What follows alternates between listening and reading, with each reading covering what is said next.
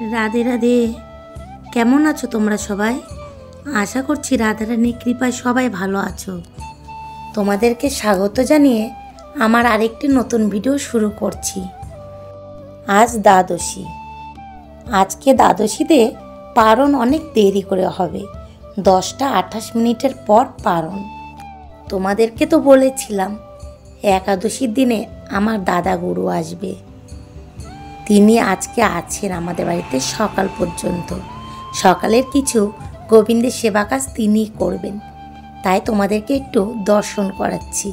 তোমরা সবাই দর্শন করো। আর আমার দাদা গুরু গিরিধারীকে স্নান করিয়ে দিচ্ছে, তাই তোমাদের সাথেও আজকের এই পুজো অর্চনাটা শেয়ার করছি। তোমরা সবাই দর্শন করো। আর গুরু দর্শন হলে অবশ্যই মঙ্গল হবে। আর এক গুরু মানেই জগৎগুরু, গুরুর মধ্যে কোনো প্রভেদ নেই। সেই কারণে যে কোনো কারো গুরুদেবই হোক না কেন, তাকে নিজে গুরুদেবের মতনই শ্রদ্ধা করতে হয়। তাই তোমাদেরকে একটু দর্শন করিয়ে দিচ্ছি। আজ আমার দাদা গুরু আরতি করছে, তোমরা সবাই আরতি দর্শন করো। আর কত সুন্দর করে কীর্তন করছে, তোমাদেরকে একটু শ্রবণ করাবো। তোমরা সবাই আরতি দর্শন করো এবং কীর্তন শ্রবণ করো।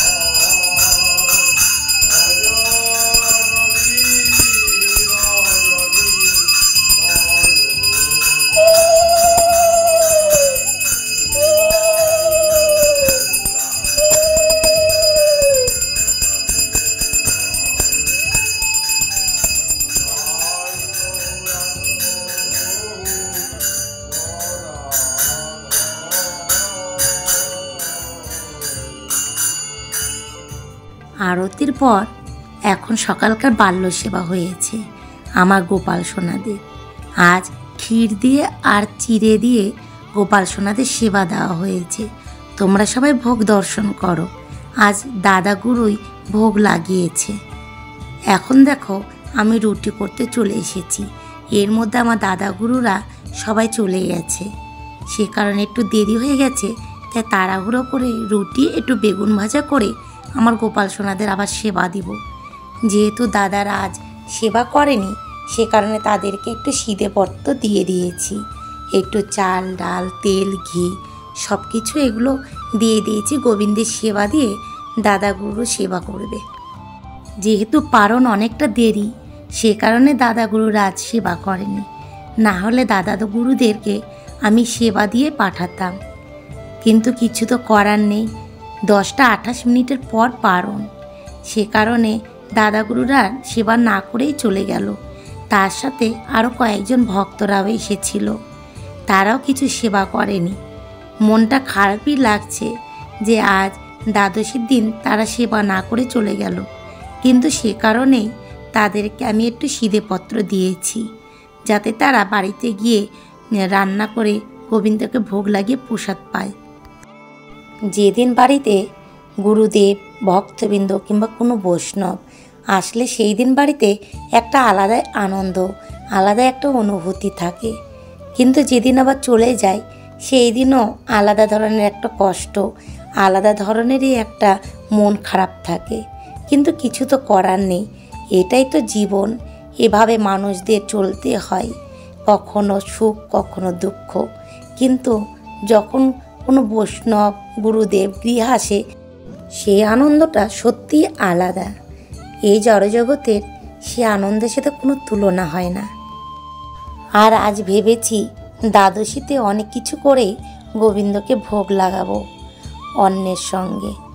আর এখন দেখো বেগুন ভাজা করে নিচ্ছি। রুটি ভাজা হয়ে গেছে, এখন বেগুন ভাজা করে নিয়ে গোবিন্দকে রুটি বেগুন ভাজা দিয়ে ভোগ লাগিয়ে দেব। যেহেতু আজ দেরি হয়ে গেছে, সে কারণে 10টা ভোগ দেওয়ার আগেই আমি আজকে অন্ন বসিয়ে দিয়েছি। আর এদিকে রান্নাও একবারেই করে নেব। এই যে উনুনটা ধরিয়ে দিয়েছি, আর নেভাবো না, এই উনুনে একবারে রান্না করবো। এই দেখো কাঁচা কলা এখন ভেজে নিচ্ছি। এরকম 5 রকমের ভাজা করব, শাক ভাজা করব, একটা পাঁচমিশালি ঘাঁটি করব, আর পনির দিয়ে আলু ফুলকপি দিয়ে একটা সবজি রান্না করব, রসা রসা। এই দেখো সব কিছু সবজি আমার করে নিয়েছি। আর সর্ষের শাক ছিল, সেই সর্ষের শাকটা একটু ভেজে নেব। আর এখন দেখো 10টার ভোগ দিতে চলে এসেছি। তোমরা সবাই ভোগ দর্শন করো। আমার ভোগ হয়ে গেছে। আর রুটি, বেগুন ভাজা, আর সঙ্গে দিয়েছি একটু ক্ষীর করেছিলাম গোপাল সোনাদের জন্য, আর জল দিয়েছি। তা দিয়ে গোপাল সোনাদের সেবা দিয়েছি 10টার সময়। এখন দেখো রান্না তো চলছেই, এর মাঝে সবাইকে ওই রুটি, বেগুন ভাজা দিয়ে ক্ষীর দিয়ে প্রসাদ দিয়ে দিয়েছি খেতে। এদিকে তো রান্না বসিয়ে দিয়েছি, আবার অন্যদিকে সব কাজগুলো করে নিচ্ছি। কারণ আজকে যেহেতু দেরি হয়ে গেছে, সে কারণে সব কিছু তোমাদেরকে দেখানো যাচ্ছে না। আর এই দেখো এটা পাঁচমিশালি সবজি বানিয়েছি, আর এটা টক পালংয়ের চাটনি করব। সেই টক পালং বানিয়ে রেখেছি। আর এটা সর্ষের শাক ভাজা করছি। আর এখন দেখো রসাটা করব। ফুলকপিটা ভেজে রেখেছি, পনিরটা দেখালাম ওটাও ভেজে নিয়েছি।